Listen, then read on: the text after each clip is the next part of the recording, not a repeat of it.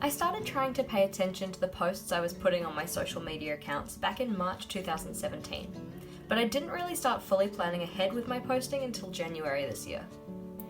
This here was the first rendition of my social media tracker. As you can see, it's really just a loose guideline of what I wanted to post on each day of the month. At that stage, I was only really considering the content for my Instagram because I hadn't yet made my YouTube channel and Facebook page.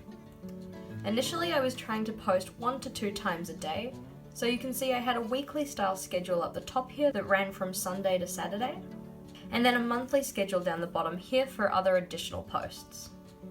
Because realistically, I don't actually make that many spreads in my journal, keeping up with 2 posts a day was just going to cause a lot of repeating in my photo content for Instagram. So when it came to this year, I decided to change things up. So January 2018 was the first month that I made a social media scheduler that more closely resembles what I'm using today. I broke this up into my 3 main social media accounts and into a day-by-day plan of what I was going to post. As you can see here, I was aiming for 1 post to Instagram a day, roughly 1 to 2 posts for Facebook a week, and then initially 1, but eventually 2 posts on YouTube each week. In January, I was also trying to see how my accounts grew daily, so I kept a record of the number of followers, likes, and subscribers here on the right. Although this spread worked really nicely, checking my account numbers every day was exhausting, and I knew there were a few other bits I wanted to keep track of, so in February I decided again to make some changes. Given how much I was enjoying calendar-style monthly spreads at that point in time, February's social media tracker was done in this style. As you can probably tell, it's really hard to see from this layout what I was doing consistently and what I was being a bit more sporadic in. The things I was trying to check though were posting to my Instagram stories, checking the bullet journal Facebook groups I'm part of, checking my follow accounts to see if I'd reached any milestones, and then responding to my Instagram, Facebook, and YouTube comments. Despite being a pretty horrid spread to use, this was the month that my Instagram account actually received the most growth in followers. So that was pretty nice. And keeping my growth tracker just to the difference between the start and end of the month also kept me a little bit more sane when filling this one out. An issue I did note with this spread, however, was that I incorporated space for daily YouTube posts, when realistically I only post on Thursday and Sunday of each week. Given this made for a lot of wasted space, I knew I wanted to change that when moving into March. March was the first edition of the social media scheduler I currently use.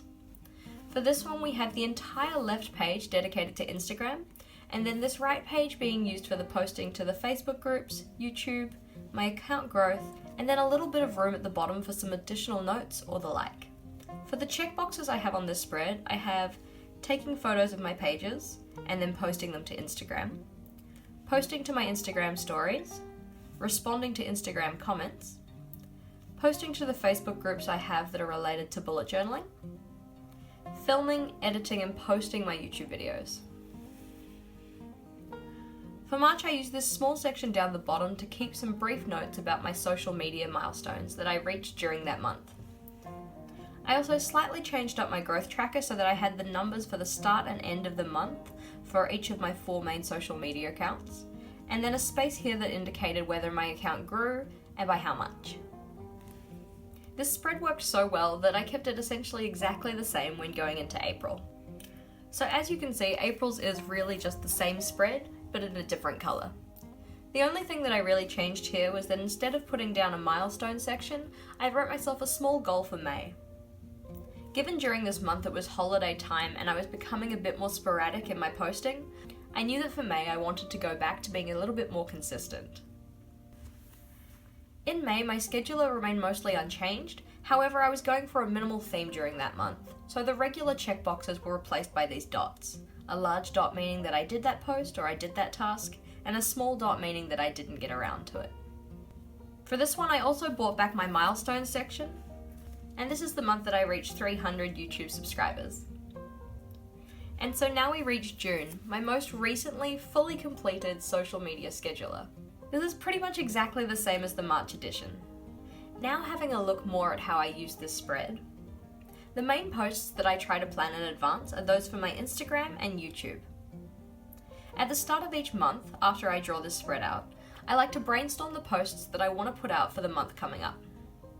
Some of the staple ones for my Instagram include my welcome to the month, my new weekly and full weekly spreads, and then a picture of my full monthly at the end of the month. I've also gotten more involved in posting Throwback Thursday pictures, so I like to schedule those ones in too.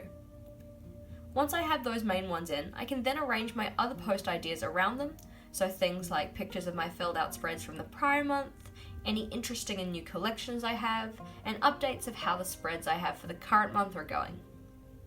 For YouTube, I like to schedule in the posts that I have for every Thursday, which is my weekly plan with me, and then I also like to make sure that on the last Sunday of the month, I have the plan with me for the upcoming month. After I put those in, I brainstorm other video ideas, often from you guys' suggestions, and slot those in as well. For my Instagram story and Facebook group sections, I don't plan these in advance so much, as these posts are usually decided on a daily basis. As you can tell, this means I don't actually end up posting these places as often as I should, because I don't have them organised in advance. Maybe that's something I can try for next month. Thank you for watching. If you have any thoughts, comments or feels, please do leave them in the comment section below. And if you liked today's video, please do make sure to give it a big thumbs up. If you haven't already, you can subscribe to my channel to see the videos I release every Thursday and Sunday. And until next time, bye!